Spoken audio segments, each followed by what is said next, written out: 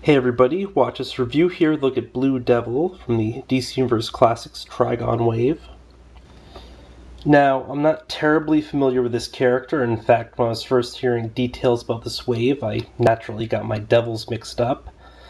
I thought they were going to do the Kid Devil / Red Devil, which, is actually Blue Devil's sidekick / protege, but they didn't.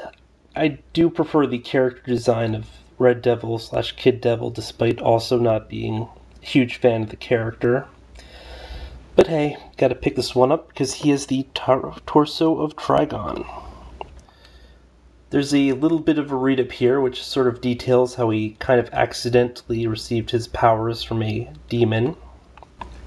And although that demon was not Trigon, I guess it's kind of a tie-in for this wave, because otherwise he does stick out a little bit, since most of the others have some affiliation to the Teen Titans, and then Cheetah's a villain for the Wonder Woman family.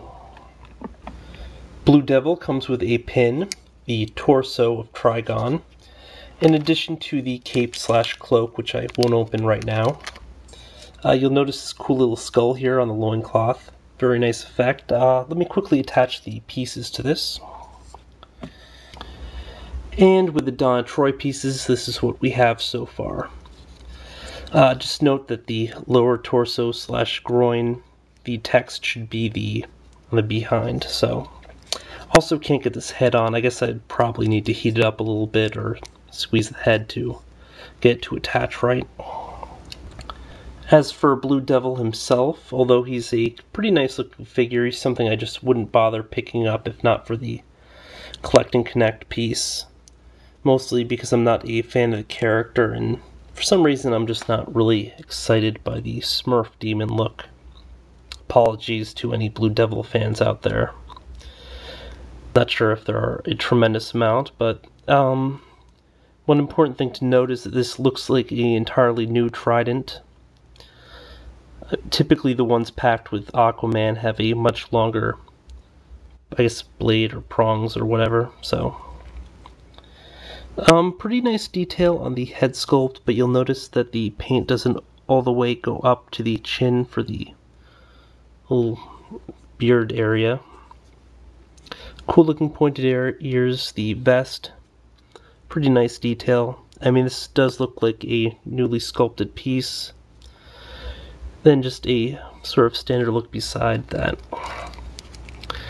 Now, he has open hands, as you can see, which allow him to hold the weapon with both hands, so he can also hold other accessories if you so wish, but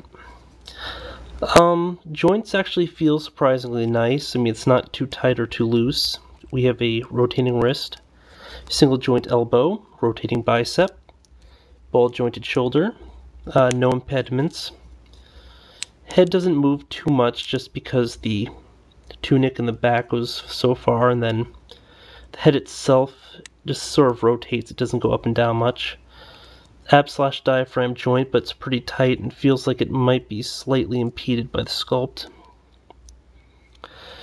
Leg does the usual motion. No problems. Rotating thigh, single joint knee, and then we have the usual joint at the ankle. Plus the obvious point here at the waist. All in all, I guess he's kind of a cool figure. Not really my cup of tea or whatever, if I drank tea. Drink coffee a little bit, so not my cup of coffee.